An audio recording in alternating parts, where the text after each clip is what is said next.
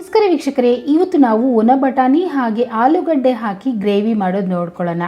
Normal ಆಗಿ ಹಸಿ ಬಟಾಣಿಲಿ ಮಾಡ್ತಿರ್ತೀವಿ, ಆದರೆ ಒಣ ಬಟಾಣಿನಲ್ಲೂ ರುಚಿಯಾಗಿ ಗ್ರೇವಿ ಮಾಡ್ಕೊಳ್ಬೋದು. ಮಾಡೋ ವಿಧಾನ: 100 ಗ್ರಾಮಷ್ಟು ಒಣ ಬಟಾಣಿನ 8 ಗಂಟೆ ಕಾಲ, ಅಂದರೆ ನಾನು ಇಡೀ ರಾತ್ರಿ ನೆನೆಸಿಟ್ಕೊಂಡಿದ್ದೀನಿ. ನೀವು ಯಾವಾಗ ನೆನೆಸಿಟ್ಕೊಂಡ್ರು 8 ಅವರ್ ನೆನೆಸಿಟ್ಕೊಳ್ಳಿ. ನೋಡಿ, ಮೆತ್ತಗಾಗಿದೆ ಅಲ್ವಾ? ಹೀಗೆ ನೆನೆಸಿಲ್ಲ ಅಂದರೆ ಬಟಾಣಿ ಬೇಯಲ್ಲ ಫ್ರೆಂಡ್ಸ್. ನೆನೆಸಿಟ್ಟು ನಂತರ ಕುಕ್ಕರಲ್ಲಿ ಸೇರಿಸ್ಕೊಳ್ಳಿ. ನೋಡಿ, 1 ಗ್ಲಾಸ್ ನೀರನ್ನು ಹಾಕ್ಕೊಂಡಿದ್ದೀನಿ. ಇದರಲ್ಲೇ ಬಟಾಣಿನೂ ಹಾಕ್ಕೊಳ್ತಾ ಇದ್ದೀನಿ. ಹಾಗೆಯೇ ಆಲೂಗಡ್ಡೆ 2 ಸಿಪ್ಪೆ ತೆಗೆದು ಈ ಸೈಜಲ್ಲಿ ಕಟ್ ಮಾಡಿ ಹಾಕ್ತಿದ್ದೀನಿ. ಅಂದರೆ ಆಲೂಗಡ್ಡೆ ಆಪ್ಷನಲ್, ಬೇಕು ಅಂದರೆ ಹಾಕ್ಕೊಳ್ಳಿ, ಇಲ್ಲ ಅಂದರೆ ಸ್ಕಿಪ್ ಮಾಡ್ಬೋದು. ಇದರಲ್ಲೇ ರುಚಿಗೆ ತಕ್ಕಷ್ಟು ಉಪ್ಪು, ಅಂದರೆ ಬಟಾಣಿ ಮತ್ತು ಆಲೂಗಡ್ಡೆಗೆ ಎಷ್ಟು ಬೇಕೋ ಅಷ್ಟು ಉಪ್ಪನ್ನು ಹಾಕ್ತಾಯಿದ್ದೀನಿ. ಪೂರ್ತಿಯಾಗಿ ಮಿಕ್ಸ್ ಮಾಡಿ ಕುಕ್ಕರ್ ಲಿಡ್ಡನ್ನು ಕ್ಲೋಸ್ ಮಾಡಿ 4 ಅಥವಾ 5 ವಿಸಿಲ್ ಕೂಗಿಸ್ಕೊಳ್ಳಿ. ಅಂದರೆ ನಿಮ್ಮ ಕುಕ್ಕರ್ ಮೇಲೆ ಡಿಪೆಂಡ್ ಆಗಿರುತ್ತೆ ಎಷ್ಟು ವಿಸಿಲ್ ಅಂತ. ಇದು ಆಗ್ತಾ ಇರಲಿ, ಅಷ್ಟರಲ್ಲಿ ಒಗ್ಗರಣೆ ಹಾಕ್ಕೊಳ್ಳೋಣ. ಕಡಾಯಲ್ಲಿ 2 ಸ್ಪೂನಷ್ಟು ಎಣ್ಣೆ ಹಾಕ್ತಾ ಇದ್ದೀನಿ. ನೀವು ತುಪ್ಪದಲ್ಲಿ ಮಾಡ್ಕೊಂಡ್ಬಿಟ್ರೆ ಇನ್ನೂ ರುಚಿಯಾಗಿರುತ್ತೆ. ನಂತರ ಇದರಲ್ಲೇ ಜೀರಿಗೆ 1 ಟೀ ಸ್ಪೂನಷ್ಟು ಹಾಕ್ಕೊಳ್ತೀನಿ. ಹಾಗೆಯೇ 1 ಟೀ ಸ್ಪೂನಷ್ಟು ಶುಂಠಿ ಬೆಳ್ಳುಳ್ಳಿ ಪೇಸ್ಟನ್ನು ಹಾಕ್ತಾ ಇದ್ದೀನಿ. ಹಾಗೆ 1 ಈರುಳ್ಳಿನ ಸಣ್ಣದಾಗಿ ಕಟ್ ಮಾಡಿ ಸೇರಿಸ್ಕೊಳ್ತಿದ್ದೀನಿ. ಈ ಈರುಳ್ಳಿ ಅಂತೂ ಕೆಂಪಗಾಗಬೇಕು, ಆ ರೀತಿ ಫ್ರೈ ಮಾಡ್ಕೊಳ್ಳಿ. ಇದರಲ್ಲೇ ಕರಿಬೇವನ್ನು ಹಾಕಿ ಒಟ್ಟಿಗೆ ಮಿಕ್ಸ್ ಮಾಡ್ಕೊಳ್ತಿದ್ದೀನಿ. ನಾವು ಈರುಳ್ಳಿ ಗ್ರೇವಿಗೆ ಎಷ್ಟು ಚೆನ್ನಾಗಿ ಫ್ರೈ ಮಾಡ್ಕೊಳ್ತೀವೋ ರುಚಿ ಅಷ್ಟೇ ಚೆನ್ನಾಗಿರುತ್ತೆ. ಇದರಲ್ಲೇ 1 ಟೀ ಸ್ಪೂನಷ್ಟು ಅಚ್ಕಾರದ ಪುಡಿ ಹಾಕ್ತಾ ಇದ್ದೀನಿ. 1/4 ಟೀ ಸ್ಪೂನಷ್ಟು ಅರಿಶಿನ ಹಾಕ್ಕೊಳ್ತಾ ಇದ್ದೀನಿ.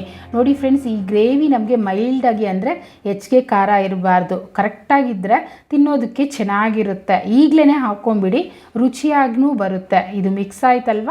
2 ಟೊಮೊಟೊನ ಹಣ್ಣಾಗಿರೋದು ಕಟ್ ಮಾಡಿ ಸೇರಿಸ್ಕೊಳ್ತಿದ್ದೀನಿ. ಈ ಟೊಮೊಟೊ ಯಾವ ರೀತಿ ಫ್ರೈ ಆಗಬೇಕು ಅಂದರೆ, ಈ ಟೊಮೊಟೊ ಗೊಜ್ಜಿಗೆ ನಾವು ಮೆತ್ತಗೆ ಮಾಡ್ತೀವಿ ನೋಡಿ, ಆ ರೀತಿ ಫ್ರೈ ಮಾಡ್ಕೊಳ್ಳಿ. ಬೇಕು ಅಂದರೆ ಒಂದು ಸ್ವಲ್ಪ ಉಪ್ಪು ಹಾಕ್ಕೊಂಬಿಡಿ, ಬೇಗ ಬೆಂದೋಗುತ್ತೆ.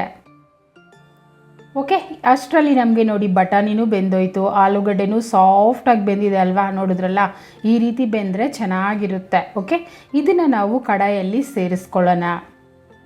ಅಂದರೆ ಆ ನೀರಿನ ಸಮೇತ ಹಾಕ್ಕೊಂಬಿಡಿ. ಅಂದರೆ ನನಗೆ ನೀರು ಸ್ವಲ್ಪನೇ ಇದೆ, ನಿಮ್ಮ ಕುಕ್ಕರಲ್ಲಿ ಏನಾದರೂ ನೀರು ಹೆಚ್ಚಿಗೆ ಇತ್ತು ಅಂದರೆ ಅದನ್ನು ಹಾಕ್ಕೊಂಬಿಡಿ. ಏಕೆ ಅಂದರೆ ನಮಗೆ ಇದು ಮತ್ತೆ ಬೇಯಿಸ್ತೀವಲ್ವ, ಇನ್ನೂ ಗಟ್ಟಿಯಾಗೋಗುತ್ತೆ.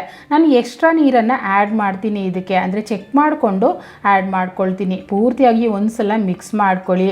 ಹೀಗೇ ಬಟಾಣಿ ಹಾಗಾಗೆ ಇರಲಿ ಅಂದರೆ ನೀವು ಹಾಗೆ ತಿನ್ಬೋದು. ಇಲ್ಲ ಅಂದರೆ ಒಂದು ಮ್ಯಾಶರ್ ತೊಗೊಂಡು ಒಂದು ಸ್ವಲ್ಪ ಮ್ಯಾಶ್ ಮಾಡ್ಕೊಳ್ಳಿ. ಅಂದರೆ ಗ್ರೇವಿ ಗಟ್ಟಿ ಬೇಕು ಅಂದರೆ ಮಾತ್ರ ಈ ರೀತಿ ಮಾಡ್ಕೊಳ್ಳಿ. ಈ ಥರ ಮಾಡ್ಕೊಳ್ಳೋದ್ರಿಂದ ಆ ಬಟಾಣಿ ಆಲೂಗಡ್ಡೆ ಫ್ಲೇವರು ಅಷ್ಟೇ ಗ್ರೇವಿಗೆ ಚೆನ್ನಾಗಿ ಬರುತ್ತೆ. ಓಕೆ, ನೋಡಿ, ಈಗ ಮತ್ತೆ ಇನ್ನೊಂದು ಸಲ ಮಿಕ್ಸ್ ಮಾಡಿ ನೋಡಿಕೊಂಡು ನೀರನ್ನು ಹಾಕ್ಕೊಳ್ಬೇಕು. ನೋಡಿದ್ರಲ್ಲ, ಗಟ್ಟಿ ಇದೆ ಅಲ್ವಾ? ಅದರಿಂದ ಅರ್ಧ ಗ್ಲಾಸಷ್ಟು ಮಾತ್ರ ನೀರನ್ನು ಹಾಕ್ಕೊಳ್ತೀನಿ.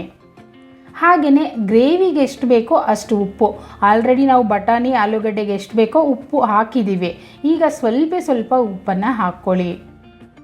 ಮತ್ತೆ ಒಂದು ಸಲ ಮಿಕ್ಸ್ ಮಾಡಿ 1-2 ನಿಮಿಷ ಬೇಯಿಸ್ಕೊಂಡ್ರೆ ಸಾಕು. ಎಷ್ಟು ಸುಲಭ ಅಲ್ವಾ? ಬರೀ ಒಗ್ಗರಣೆ ಹಾಕಿ ನಾವು ಮಾಡ್ತಾ ಇದ್ದೀವಿ. ಬಟಾಣಿ ಒಂದು ನೆನೆಸಿಟ್ಕೊಂಡ್ರೆ ಸಾಕು, ಬೆಳಗ್ಗೆ ಟೈಮಲ್ಲಿ ಫಟಾಫಟ್ ಅಂತ 10 ನಿಮಿಷದಲ್ಲಿ ಗ್ರೇವಿ ಮಾಡ್ಕೊಳ್ಬೋದು. ನೋಡಿ, ಕೊತ ಅಂತ ಕುದೀತಾ ಇದೆ. ಥಿಕ್ನೆಸ್ಸು ಕರೆಕ್ಟಾಗಿದೆ ಅಲ್ವಾ? ಪೂರಿ ಚಪಾತಿಗಾದರೆ ಈ ರೀತಿ ಮಾಡ್ಕೊಳ್ಳಿ, ದೋಸೆ ಇಡ್ಲಿಗಾದರೆ ಇನ್ನು ಸ್ವಲ್ಪ ನೀರಾಗಿ ಮಾಡ್ಕೊಳ್ಳಿ. ಇದರಲ್ಲೇ ಅರ್ಧ ಟೀ ಸ್ಪೂನಷ್ಟು ಗರಂ ಮಸಾಲ, 3 ಹಸಿಮೆಣಸಿನ್ಕಾಯಿ, ಒಂದು ಸ್ವಲ್ಪ ಕೊತ್ತಂಬರಿ ಸೊಪ್ಪನ್ನು ಹಾಕಿ 30 ಸೆಕೆಂಡ್ ಮಾತ್ರ ನಾವು ಬೇಯಿಸ್ಕೊಂಡ್ರೆ ಸಾಕು. ಅಂದರೆ ಆ ಗರಂ ಮಸಾಲ ಫ್ಲೇವರು ನಾವು ಲಾಸ್ಟಲ್ಲಿ ಹಾಕೋದ್ರಿಂದ ಚೆನ್ನಾಗಿರುತ್ತೆ. ನಂತರ ಈಗ ಇದರಲ್ಲಿ ನಾನು 1 ಟೇಬಲ್ ಸ್ಪೂನಷ್ಟು ತುಪ್ಪನ ಹಾಕ್ತಾ ಇದ್ದೀನಿ. ಅಂದರೆ ಒಂದು ಸ್ವಲ್ಪ ರಿಚ್ ಆಗಿರಲಿ, ಮಕ್ಕಳು ಇಷ್ಟಪಟ್ಟು ತಿಂತಾರೆ ಅನ್ನೋದಾದರೆ ನೀವು ತುಪ್ಪ ಹಾಕ್ಕೊಳ್ಳಿ, ಇಲ್ಲ ಅಂದರೆ ಬೇಡ, ಹಾಗೇನೂ ನೀವು ಸರ್ವ್ ಮಾಡ್ಬೋದು.